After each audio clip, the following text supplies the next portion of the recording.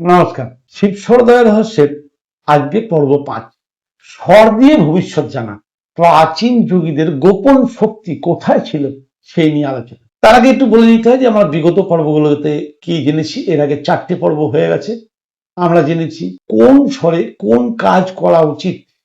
ইরা শান্ত কাজ করে, পিঙ্গলা কর্মশক্তি বাড়ায়, সুষুম্না আধ্যাত্মিক পথে মুক্তির পথ। তাহলে গত সপ্তাহে দেবাদিদেব মহাদেব ইঙ্গিত দিয়েছিলেন স্বর বুঝলে ভবিষ্যৎ অনুভব করা যায়। আচ্ছা, স্বর কি সত্যি ভবিষ্যৎ জানায়? মহাদেবের কথা শুনে পার্বতী তো অবাক, আশ্চর্য হয়ে জিজ্ঞেস করলেন, হে প্রভু, শ্বাস দেখে ভবিষ্যৎ কি জানা সম্ভব? শিব গম্ভীর ও ধীর কণ্ঠে বললেন, হে দেবী, প্রকৃতি সবসময় সংকেত দেয়, কিন্তু মানুষ তা বুঝতে শেখেনি। চারপাশে এক অদ্ভুত নিস্তব্ধতা ছেয়ে যায়, যেন সময় নিজেই থেমে মহাদেবের কথা শুনছে। আমাদের প্রতিটি কাজের আগে প্রকৃতি শ্বাসের মাধ্যমে কিন্তু সংকেত দেয় আজ কাজ সফল হবে কি না, কোন সিদ্ধান্ত নেওয়াটা সঠিক, কোন পথে গেলে বিপদ। অর্থাৎ স্বর হলো লাইভ গাইডেন্স সিস্টেম। শুধু আমাদের কাজ হলো চিনে নেওয়া।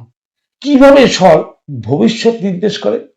শিব ব্যাখ্যা করতে শুরু করলেন, যখন আপনি কোনো কাজ শুরু করতে যাচ্ছেন, প্রথমে লক্ষ্য করুন আপনার কোন নাসিকা চলছে।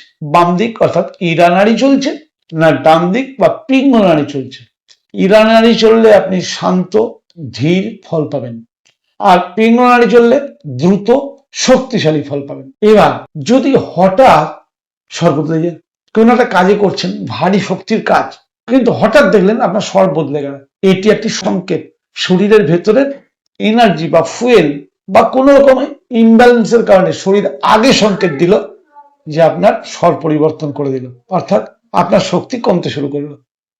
সঙ্গে সঙ্গে কাজ থামান, পুনর্বিবেচনা করুন, দরকার পড়লে আবার সূর্যনারীকে অ্যাক্টিভ করুন। অ্যাক্টিভ করার পদ্ধতি আগে পিছনের এপিসোডগুলো বলা আছে। তাহলে কেন ভবিষ্যৎ পরিবর্তন করতে পারবেন না মহাদেবের কথা অনুযায়ী নিশ্চয়ই বুঝতে পারছেন। সুষুম্না মুহূর্তের কথা মহাদেব বলছেন, কাজ শুরুর আগে যদি দুটো নাসিকাই সমান হয়, এটি কিন্তু বিশেষ সংকেত। এই সময় পার্থিব কাজ এড়িয়ে চলুন। শুভ ও অশুভ সংকেত বুঝবো কিভাবে?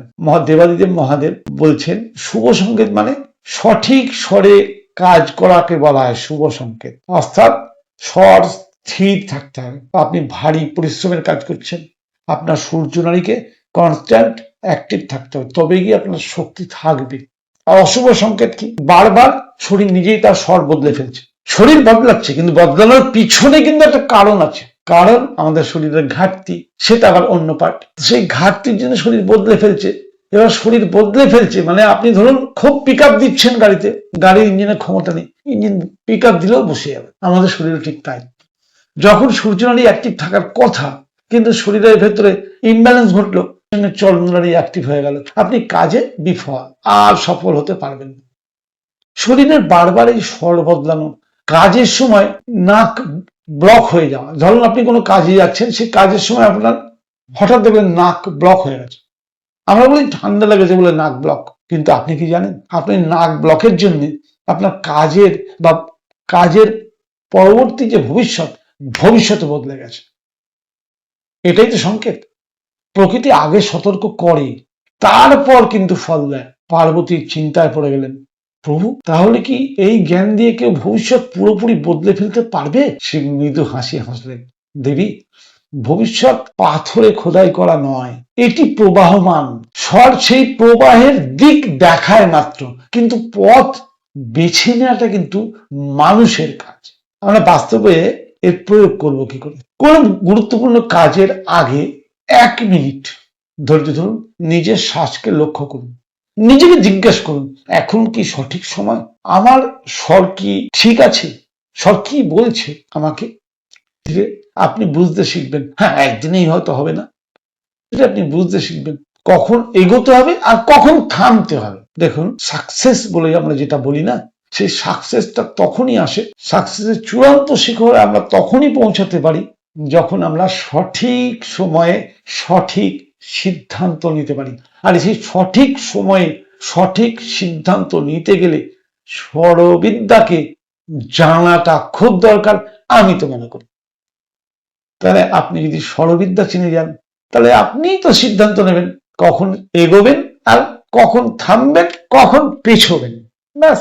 এবার গল্প আরো গভীরে এগোতে শুরু করে। পার্বতীর চোখে মুখে এক অপূর্ব আলো।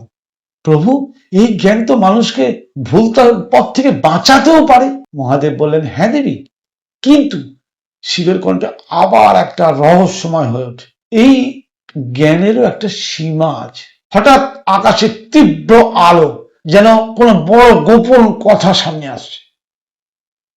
আগামী পর্বে আমরা আলোচনা করব স্বর কি সবকিছু জানতে পারে, কোথায় এর সীমাবদ্ধতা, ভুল ব্যাখ্যা করলে কি বিপদ হতে পারে। পরবর্তী পর্বে আমরা আলোচনা করব স্বর, জ্ঞানের সীমা ও বিপদ, ভুল ব্যবহার করলে কি হতে পারে। ততক্ষণ পর্যন্ত এই পর্ব বা বিগত পর্বগুলো প্রতি মঙ্গলবার সকাল 6টায় শিব স্বরোদয় রহস্য আলোচনা চলছে আপনাদের সঙ্গে। আমার মনে হয় যে আমরা প্রাণায়ামের উপকারিতা পেতে গেলে, স্বর বিজ্ঞানকে বা জীবনের সাকসেস পেতে গেলে স্বর বিজ্ঞানকে জানাটা খুব দরকার। তাই আমার ছোট্ট অভিজ্ঞতায় আমি একটি স্বরবিজ্ঞানের বই পড়ে আপনাদের সঙ্গে শেয়ার করছি আমার মতো করে। কেমন লাগছে জানাতে ভুলবেন না। যদি আরো জানতে চান কমেন্ট করে লিখে জানাবেন, আর বেশি করে শেয়ার করুন যাতে আরো বেশি করে লোকে স্বরবিজ্ঞান রহস্য জানতে পারে। নমস্কার।